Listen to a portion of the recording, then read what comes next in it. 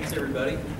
Today I'm going to go over a little bit about the history of entrepreneurship with respect to mainly the United States and a little bit Grant County, and then we'll go over each group's business plan, and if you have a financial plan, we'll go over that and discuss the pros and cons and how we can work to improve those as well. So, Kelly, do you have the clicker, or do I have it? I think you just have to use the. Use this. Oh, I can do it if I just know how. Sure. Down arrow? Okay, so what is an entrepreneur? It's an individual who organizes and manages any enterprise, especially business, usually with initiative and risk. It's also someone, I guess, who starts a business, envisions, plans, organizes, and grows, and continues. I would expand that definition to say a problem, someone who solves a problem. If you look at throughout history, when we've had great innovation, whether it's just the United States or throughout time, it's always been someone solving a problem, whether it's transportation, with internet, with telecommunication, within food, within the farming industry, within any industry that you can think of. There's been obstacles, and the person who has created a way around or through that obstacle usually is an entrepreneur and usually has gone on to great success. Or sometimes it's the second person. I know that one person invented the telephone, and Grant Bell came along and perfected it. Bill Gates was the second guy from Microsoft. So it's kind of up for debate on that in that sense. But for the most part, there is always a problem that needs solved, and the entrepreneur is the person that comes along with the idea, the initiative, and the drive to. So anyway, that entrepreneur could be you. Is anyone in here already an entrepreneur? Does anybody mow lawns? You're an entrepreneur. Does anybody babysit? Entrepreneurs. So it doesn't have to be founding Apple in Cupertino, California. If you're doing something as simple as shoveling sidewalks when it snows out or mowing lawns, you're already having a mindset. You're already an entrepreneur. You really don't tell if there's a problem and grass grows and you're solving it, and you mow it, or someone's children will be watching and you meet that need. Well, then you're solving the problem and you're getting paid for it. That's what entrepreneurs do. So we've already got a few of you in the room. Here are the types of startups. I don't know if you can see that. I'll read it. You get small business, which is usually high risk, and the goal is to feed the family. Scalable startup would also be a high risk, but you can get rich pretty quickly and implement a vision. A lot of times the people that do that already have a plan for what's called an IPO to go public. They have this great idea and it's going to work. The problem with those ventures is they're usually high risk, high reward, and so lots of times they'll go raise a bunch of people's money up other than their own. They group invest or group fund, and there's really quite the chance that those don't work as well as some of the other ones. But it's a high risk, high reward. The large company, the risk is low, and a situation like that, I guess, would be my firm does some work for General Motors. The risk for us working with General Motors as a small vendor, a small group of entrepreneurs, the risk is low.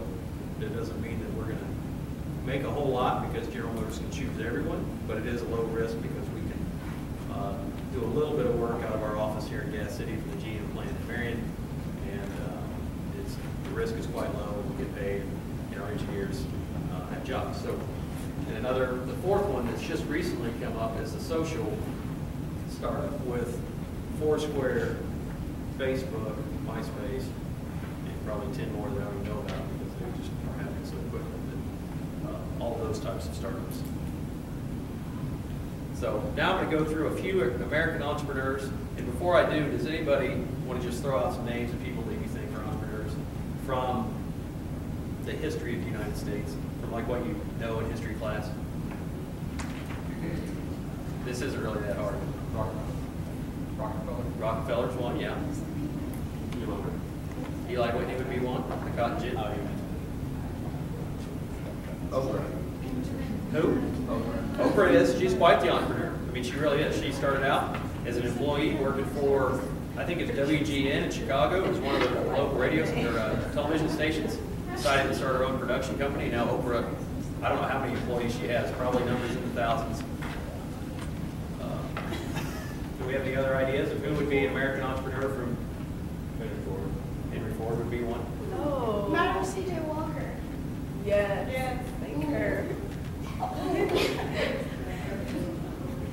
So, our founding fathers were all almost 100% entrepreneurs, and most of the people that actually that worked in the Continental Congress were because they were farmers. And so and today's farmers are entrepreneurs. Even if they only have a few employees, they still are working. If they don't produce success in their fields, they don't get paid. So it's a high risk, high reward. And so at the very base level, even farmers. So Thomas Jefferson was in real estate. Ben Franklin was an independent writer and publisher. Been in electricity with the kite and the string, that famous getting struck by lightning. Paul Revere was a blacksmith shop owner, so he shoed horses, and then of course famously rode on a horse to notify that the redcoats were coming. Abraham Lincoln owned his own law office before he ran for the legislature. And Alexander Hamilton was a founder of the banking system, and he was a banker, a writer, a published writer, and a philosopher. Vanderbilt. So you think of Vanderbilt University, but it's actually Vanderbilt University was because he left a legacy. He had so much money from mostly the railroads that he literally could found this huge university in the Southeast Conference, if you follow sports. So Carnegie, the Gas City Library on Main Street is a Carnegie library. He had no less than 1,000 libraries in 1,000 towns across the U.S. as his legacy. He had so much money created from his, I believe it was the steel business. So he was born in Scotland, spent much of his adult life in Scotland, but wanted to leave a legacy with his the money he had created through being an entrepreneur. And so lots of small towns throughout the U.S. have these little limestone brick libraries, and those are Carnegie libraries. Rockefeller, as I already mentioned, look at his net worth. We talk about Oprah, she's mega, at probably a couple billion. He had $663.4 billion when translated to $2,000, $7 value. That is, so, and these are all just Americans. We're not even going back into European history or into the history throughout the world, ancient Egypt or Rome or any of these other things. This is just in the past few hundred years in the United States. Thomas Edison. I'll stop on him for a little bit. Who knows anything about Thomas Edison that they want to share? Light bulb? He was an inventor. He was. So he had a famous saying that he never failed. He just was unsuccessful 9,999 times in inventing the light bulb. So he was a serial entrepreneur in the sense that he had thousands of inventions, and every single one of them he was trying to solve a problem. So what he founded was a company called General Electric. Anybody ever heard of GE? Your stove, your light bulbs, your microwaves, GE Capital, which if you guys ever go into small business, there's a good chance you'll be asking GE Capital to lend you money. So we hear his legacy 150 years later because he was a serial entrepreneur and founded all these inventions.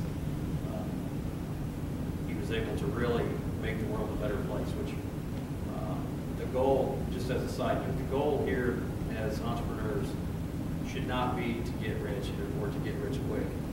It should be to make a better world for yourself, for your family, for those around you. Because as I found in my limited experience, we've only been open 8 years. If you're truly looking out for your fellow man, you'll be solving problems and you'll have plenty of business, and your business will be very successful.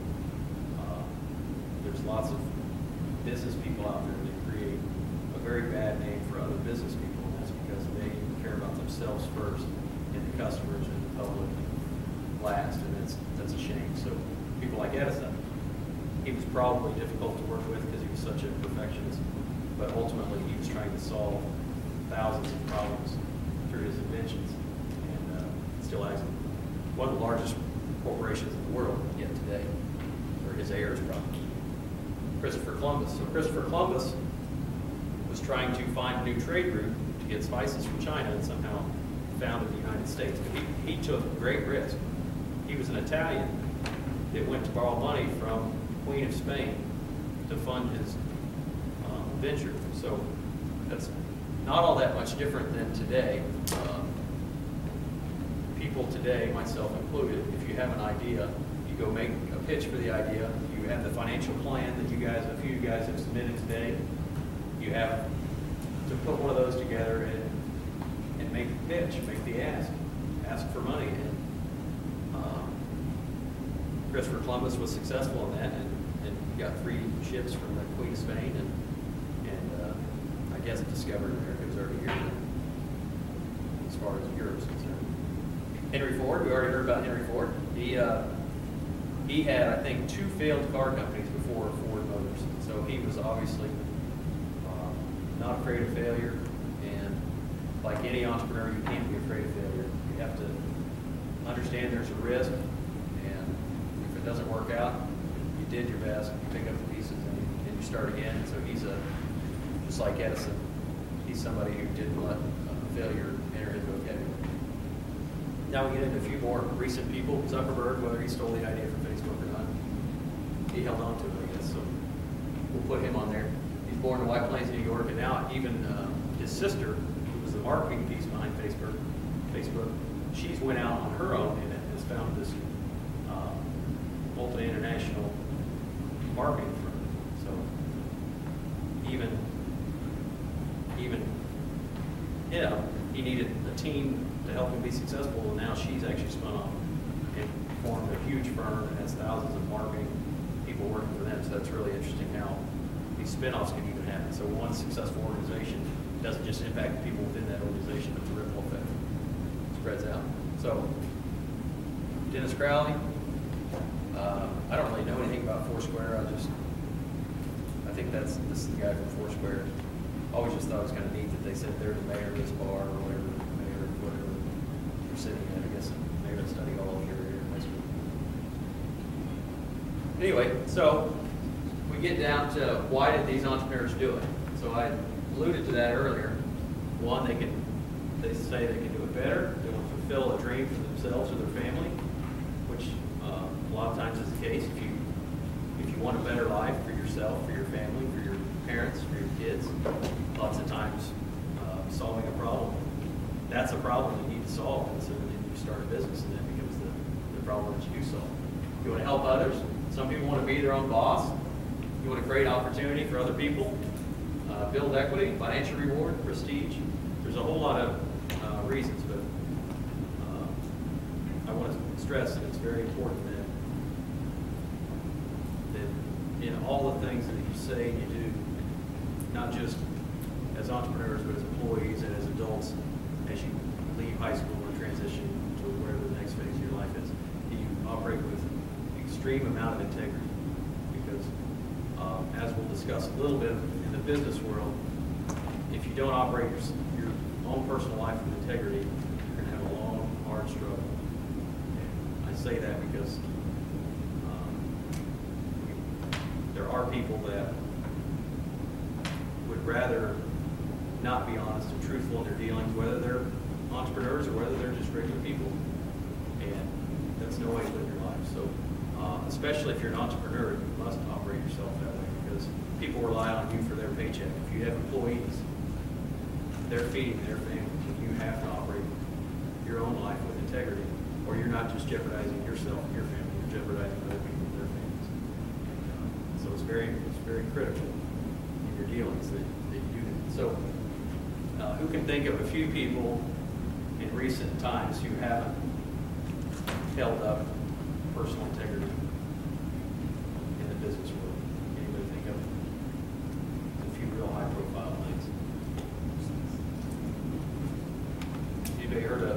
Madoff? Huh? Anybody heard of him? He defrauded thousands of people, and lots of them were financially ruined. And so here he was. He didn't operate with integrity. He cared about himself first. And so he operated what's called a Ponzi scheme and defrauded lots of people. And there's lots of people that lost everything.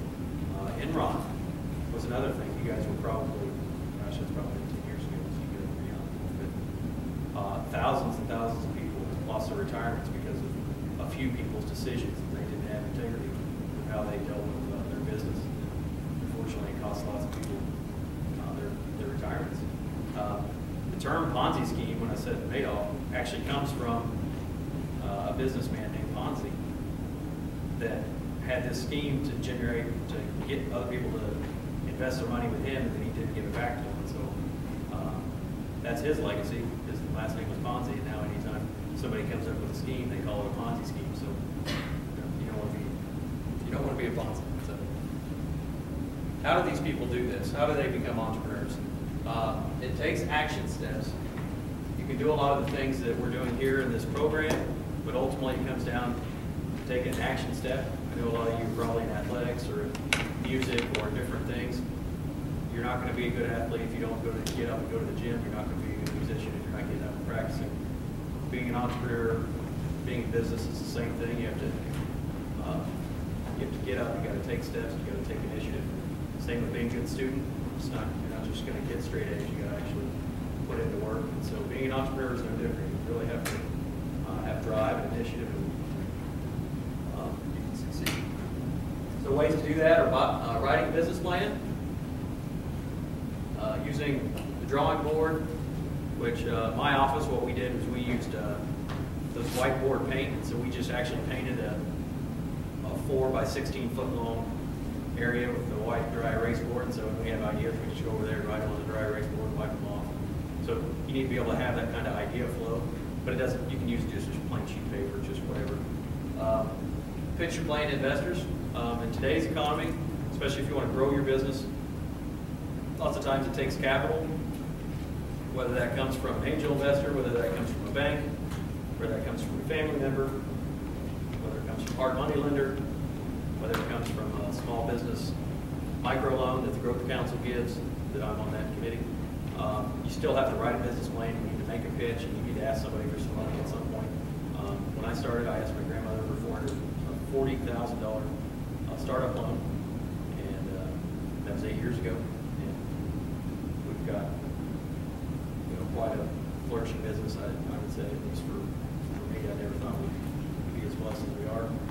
But I had to have a plan. I had to go find capital from somebody that believed in me. So lots of times, like our Growth Council, we have, I think it's $25,000 or $30,000, something like that, that we loan out at really low interest rates to help startups in Grant County.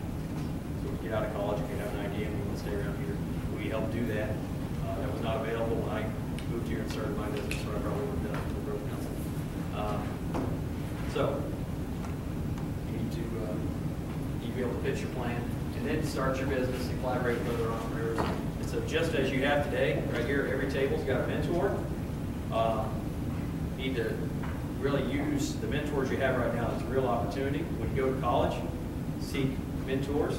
If you don't go to college and you go somewhere else, trade school, or you go get a job somewhere, find mentors, because there's a lot of people out there that will help you, that are very willing to help young people who want to succeed. I can't tell you how many people have helped me in my life.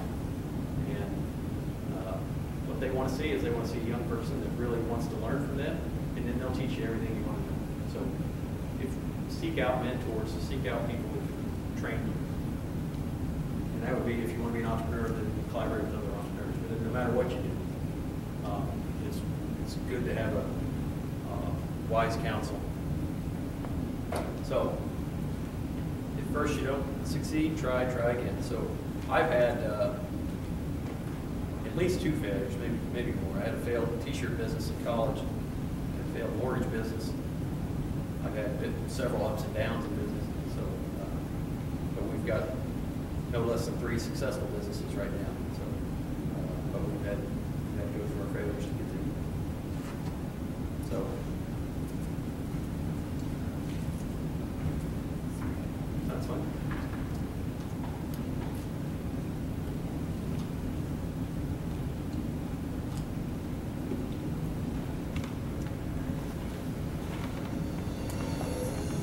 After being cut from his high school basketball team, he went home, locked himself in his room, and cried.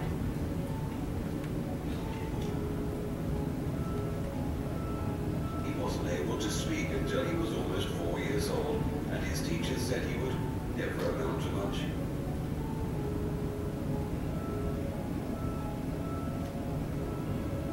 Was demoted from her job as a news anchor because she wasn't fit for television.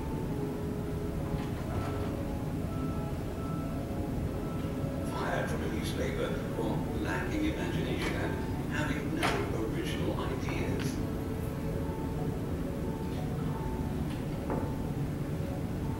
At age 11, he was cut from his team after being diagnosed with a growth hormone deficiency, which made him smaller in stature than most kids his age. At 30 years old, he was left devastated and depressed after being unceremoniously removed from the company he started.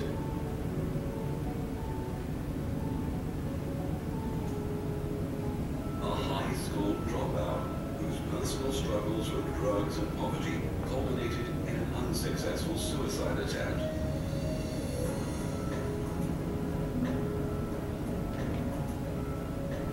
A teacher told him he was too stupid to learn anything, and that he should go into a field where he might succeed by virtue of his pleasant personality. Rejected by neck recording studios who said, "We don't like their sound. They have no future in show business."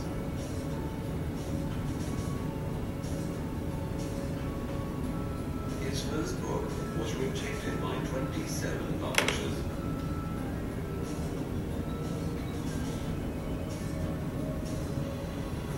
His fiancée died, failed in business, had a nervous breakdown, and was defeated in 8 elections.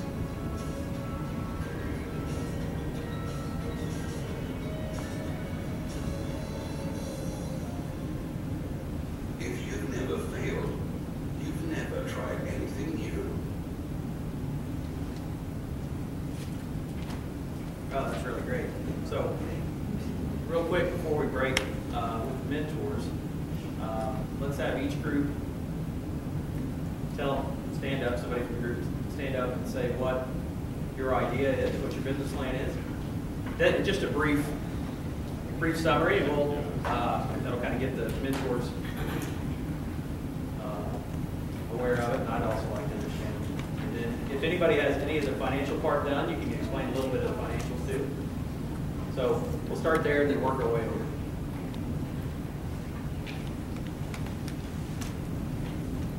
Somebody back there.